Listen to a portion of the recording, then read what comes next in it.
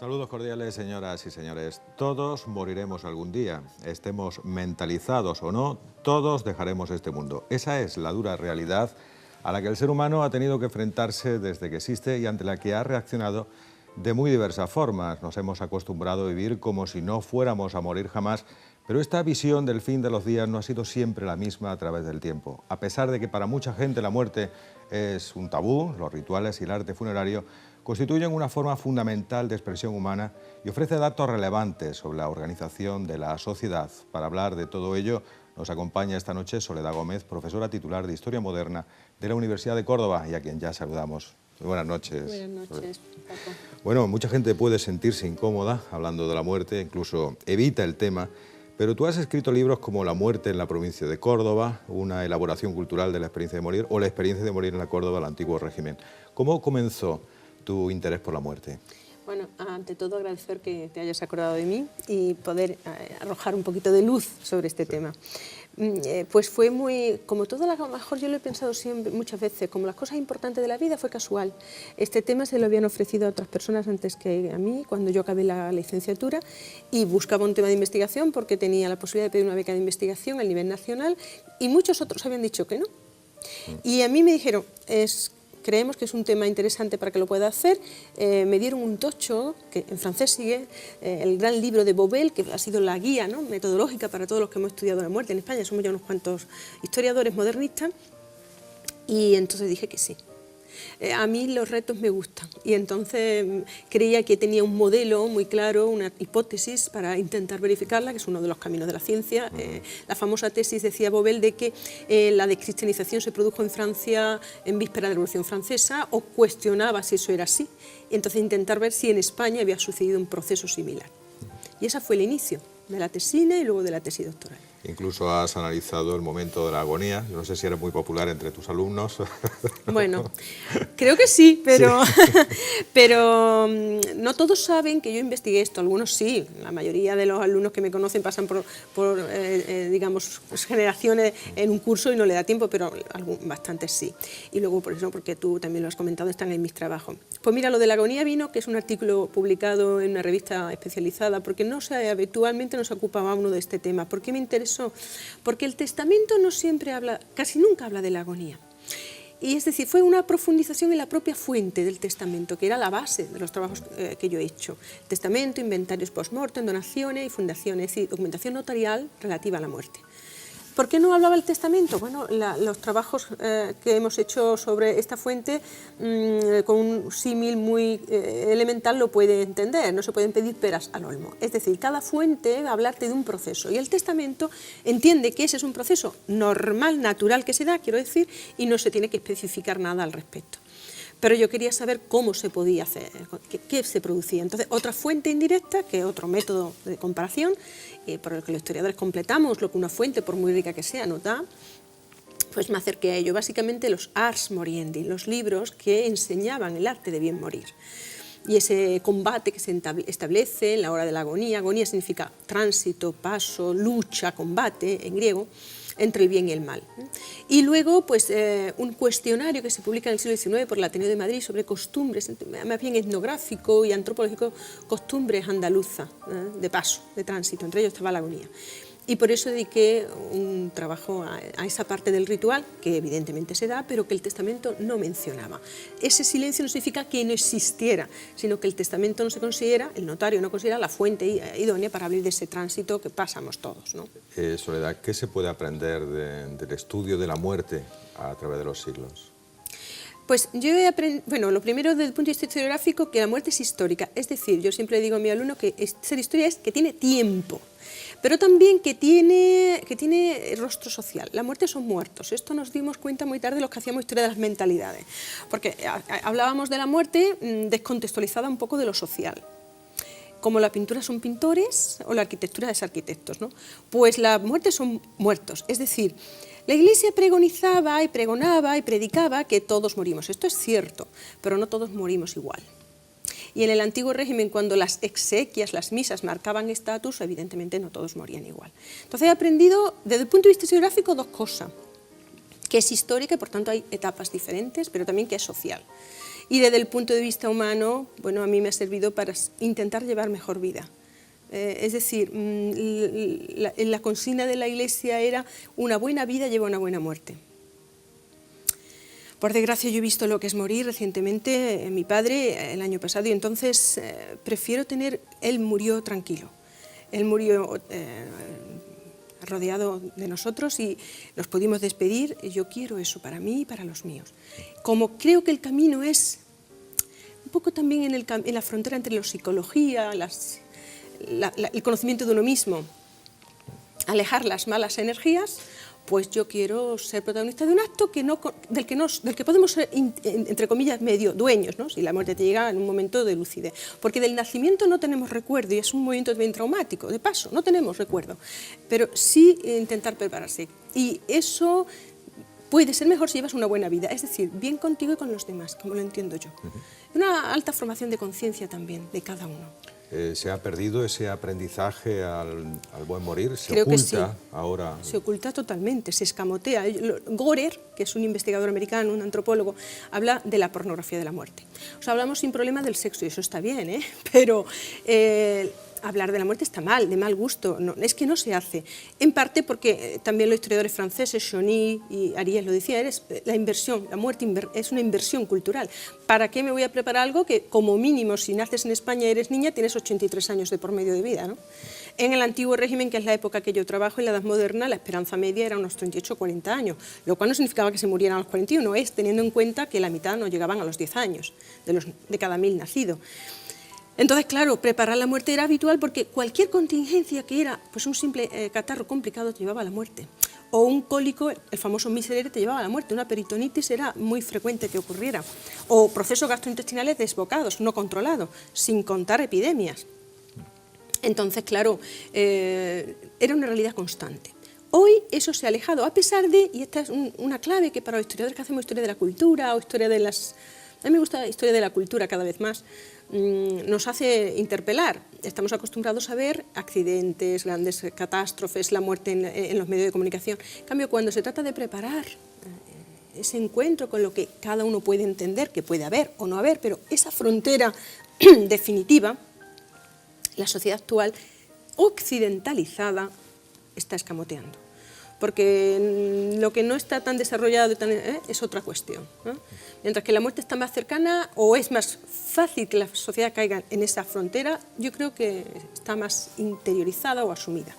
En cada es un época proceso de inversión cultural. Parece que se muere de una forma diferente, pero ¿cómo era la muerte en los siglos que tú has estudiado? Pues era una muerte, yo digo, teatralizante, hacia afuera, exteriorizante. Hay descripciones muy interesantes, por ejemplo, de los paseos por Córdoba de Ramírez de Arellano, que hablan una ermitaña que cuidaba una ermita de una iglesita pequeña que no existe hoy en Córdoba, y recoge el mismo documento notarial que yo encontré en el archivo, exactamente el mismo, ¿no? Fue todo un espectáculo la procesión porque toda Córdoba la acompañó.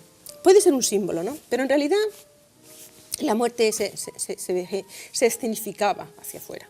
En la agonía se recomendaba que estuviera la familia, los niños vieron la muerte, veían la muerte. ¿Por qué? Porque era una escuela para lo que le podía ocurrir. De hecho, era muy frecuente que los padres vieran morir a sus propios hijos antes que ellos, porque la mortalidad infantil era pavorosa. Entonces era una manera de ir enseñándole un camino. Decía la Iglesia que aprendemos a morir cuando nacemos, es un camino que vas recorriendo. Así que era hacia afuera. Y por supuesto lo que Bobel llamaba el gran teatro de la muerte, una muerte barroca por la calle, en la iglesia y después en el recuerdo. Por eso las misas, los legados, el túmulo, en fin, una escenografía. Era algo que se vivía hacia afuera y es más, era el último momento de lucimiento social. Todo lo contrario de hoy, ¿no? Recuerdo una imagen de un periódico americano que me llamó mucho la atención. Pasa un americano, va a dar el pésame y hay un cristal, pero no está el féretro. Es un simulacro. Es decir, la pornografía de la muerte de Gore.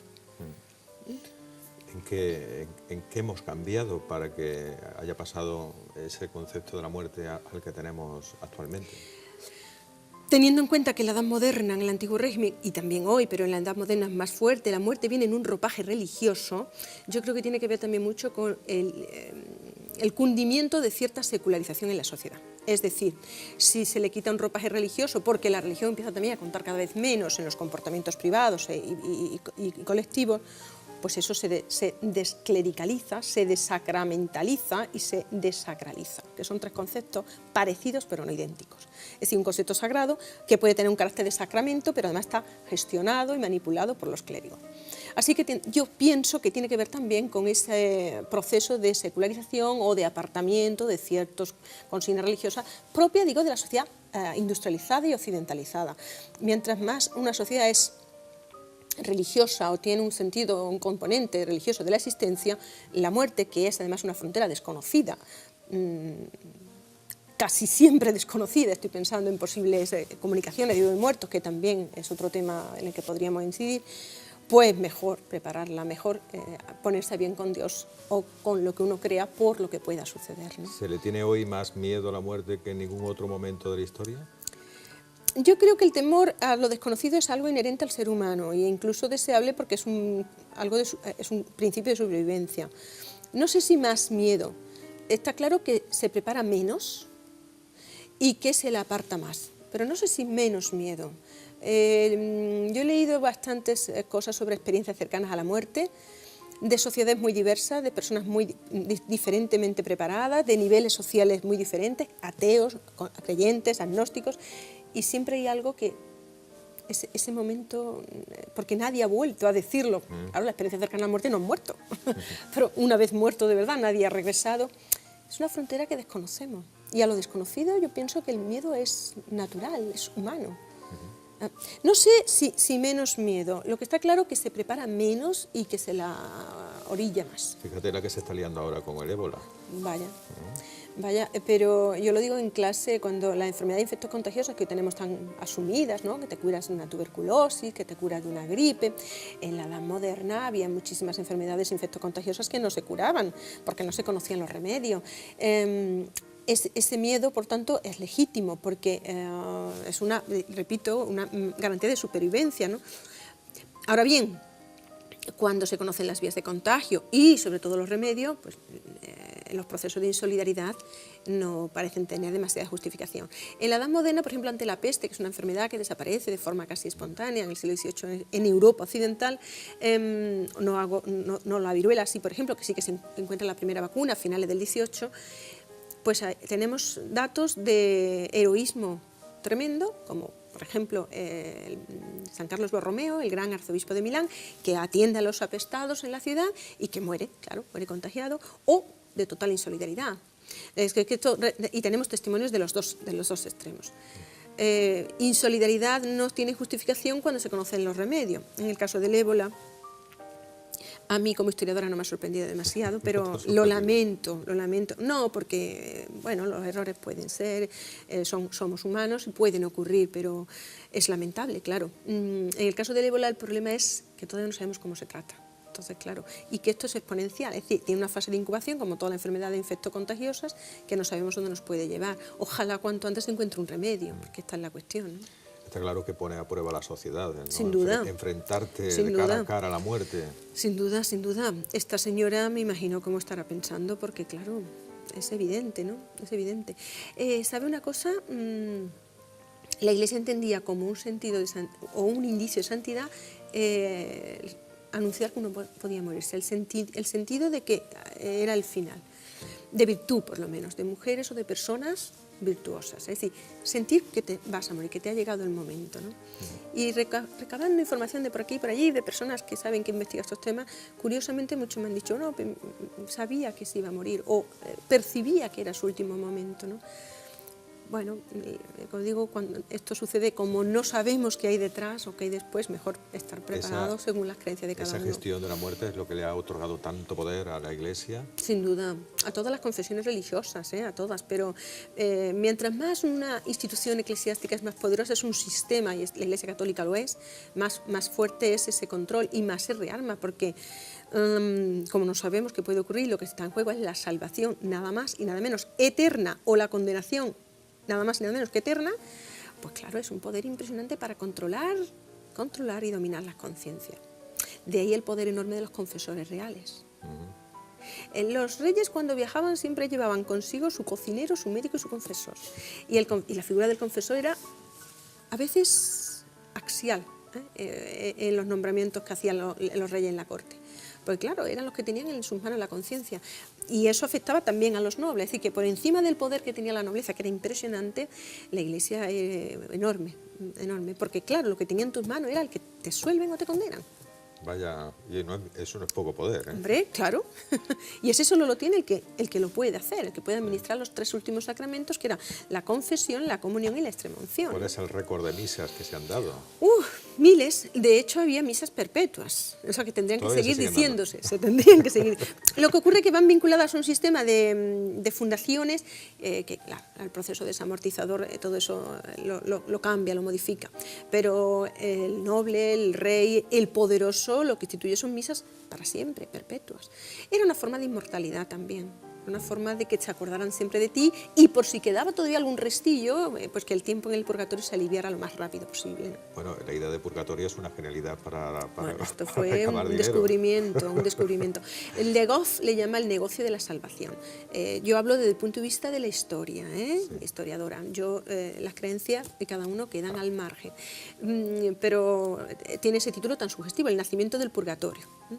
Surge en el siglo XII en el contexto de una recuperación económica de Europa con la burguesía, que se plantea que si puede comprar y vender, ¿por qué no puede comprar su propia alma? Digamos, esta es la tesis de Jacques Le Goff, yo digo la tesis de Jacques Le Goff.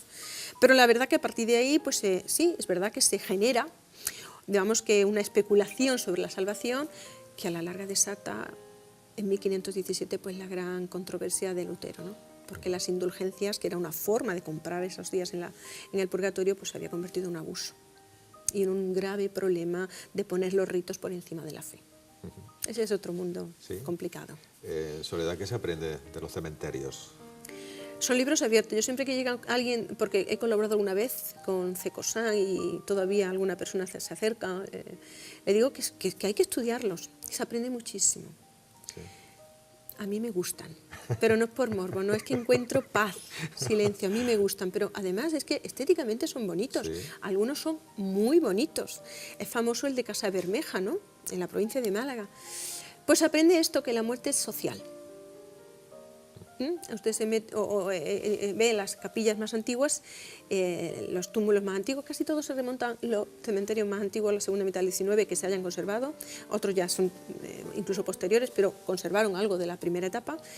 El de Córdoba es de los primeros, se inaugura en el año 33, pues solo pasear por de la Salud a las más antiguas, porque la idea es que el cementerio no podía igualar lo que en la iglesia estaba diferenciado, los nobles, los burgueses tenían sus capillas privadas, entonces se adecuó esa diferenciación social a los cementerios, pues desde los túmulos más antiguos, las tumbas más antiguas, las capillas propias que están con sus cadenitas, pues hasta las modas últimas.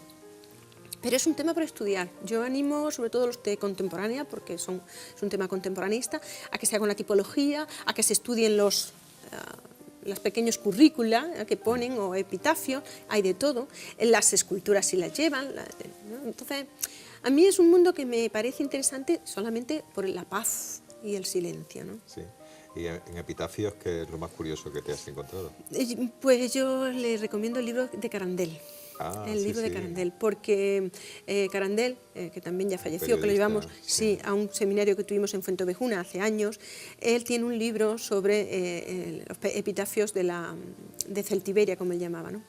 Se comprende que ha ido a recoger los más graciosos, pero los que yo conozco, que son muchos en las propias iglesias, porque se enterraban intramuros en las iglesias hasta que se construyen los cementerios extramuros, son de carácter más irreligioso, así como una identificación pequeña, o el descanse en paz, o en latín o en español, las iniciales, una pequeña biografía, quién era, como mucho una oración.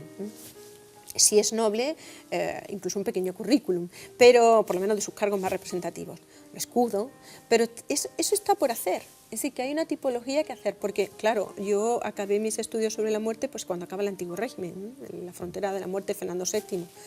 Esa realidad contemporánea hay que hacerla. Y son libros abiertos desde el punto de vista arquitectónico, escultórico, y los epitafios para ver, ¿no?, las mentalidades. A ver si se animan, porque es importante. Y también como trasunto de esos cambios que está introduciendo los tiempos más recientes, ¿no? las flores o cruces que son más esquemáticas, ángeles, es decir, esos motivos que tratan de dulcificar, ¿no? O de adecuar a las modas esa experiencia de morir. ¿Se lo tomaban con humor o son todo muy Según trascendentes? Carandel, algunos sí, Sí, algunos son muy divertidos, pero en general, bueno, pues indica un poco el luto, el dolor, ¿no? Por la pérdida, ¿no? ¿Cómo debemos prepararnos para el buen morir? Que antes era un arte, ahora un arte perdido. ¿Hay alguna recomendación? Pues la Iglesia preconizaba que fuese teniendo una buena vida. ¿Y qué es tener una buena vida? La Iglesia recomendaba buenas obras, buen cristiano. Personalmente pienso que es estar bien con uno mismo y con los demás. Es decir, que cada noche, que cada día diga, bueno, puedo mirarme al espejo. Eso es para mí. Y saber que te vas despidiendo, que esto no es de golpe, que vamos dando despedidas. Y para mí, y aquí sí que hablo ya personalmente, espero encontrarme con ello. ¿Has leído sobre las experiencias? Sí, mucho. ¿Y qué es lo que más te ha llamado la atención? Pues que lo cultural o social, en contra de lo que presumiblemente podemos decir, esas diferencias, que en la vida se trata de mantener la muerte, por ejemplo en la misa o en un gran boato, ante esos radicales no existen. El último libro que he leído está recién salido, pues es un lenguaje, perdón, es un estudio psicológico sobre personas que han tenido esa experiencia cerca de la muerte, entrevistas por un psiquiatra. Demuestran que no tiene nada que ver ni la formación, ni el origen, ni la cultura, ni Europa, ni América. Hay pasos, por el famoso túnel, la visión de golpe, el encuentro con la luz, que marcan un proceso, ¿no? Un procedimiento, como un protocolo. Y hay otros que también describen que no tienen un buen recuerdo. ¿De eso se oculta? No, se sí, habla de piensa, eso. pero puede ser el infierno en la vida. El infierno en la vida. Es decir, narran encuentros con seres que le hicieron pasar un mal trago. Y hay niños, hay entrevistas a niños, a adultos, es por lo menos para parar mientes en ello. Me impresionó mucho un relato que recoge Philippe Ariès en El hombre ante la muerte, un libro magnífico. Fue criticado porque Philippe Ariès, como historiador, ha tenido algunas críticas porque él no era historiador profesional, pero al menos hay que parar mientes en una de las anécdotas que describe.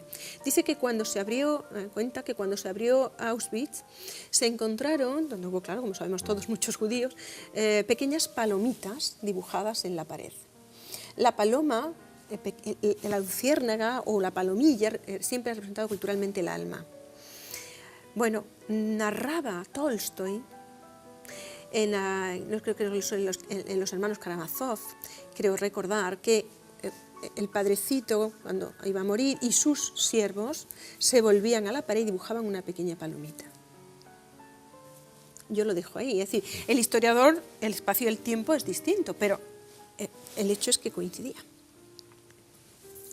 Hay muchas descripciones que coinciden en esa experiencia cercana a la muerte. Elizabeth Kubler-Ross, que es una doctora muy conocida en Estados Unidos, se las ha autoprovocado incluso, claro, con drogas, aunque con lo suficiente lucidez para luego regresar y contarlo, ¿no? Y el doctor Moody fue de los primeros, Raymond Moody, que investigó estos temas. En la estela de esos libros está el de este psiquiatra, cuyo nombre ahora no recuerdo, pero el libro es súper reciente, de experiencias cercanas al morir, y que ha puesto por escrito su experiencia como médico, como psiquiatra. Y son cosas en las que por lo menos hay que reflexionar, porque un principio de la ciencia es que cuando 2 o 3 testimonios coinciden, eso tiene veracidad. Sí. Por lo mismo que no la tiene la que no coinciden. Claro. Y son muchos los que coinciden en esa narración. Y los Estamos que tienen... hablando de científicos con estudios... Psiquiatra,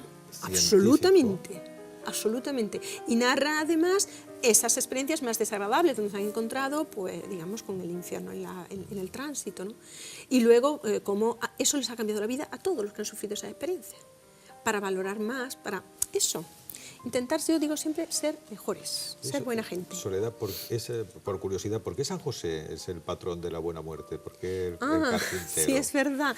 Pues se le considera así desde el siglo XVII en Francia. Es en Francia donde se crea este patronazgo. Yo creo que porque su dormición es un símbolo de paz. Se narra también en algún episodio cómo Jesús había marchado y cuando regresa vio que su madre estaba sola, y pienso que puede ser por ahí, porque efectivamente es el patrono de la buena muerte. Y yo le tengo muchísima devoción además a San José. Soledad Gómez, gracias por acompañarnos. Gómez Navarro, porque si no mi madre dice Gómez segundo Navarro. apellido. Sí. Y a mí Gómez Navarro, me gusta el segundo apellido también. Muchas gracias. Muchas gracias, Paco. Encantado, ¿eh? A ver Igualmente, si vuelves por aquí, hablamos cuando de queráis. otros temas. Cuando queráis. ¿Te apetece? Cuando queráis. Así, ya sabéis que me tenéis. Muchas gracias. Bueno, pues nosotros vamos ahora con una breve pausa comercial y enseguida regresamos con todos ustedes en El Puente de Arles.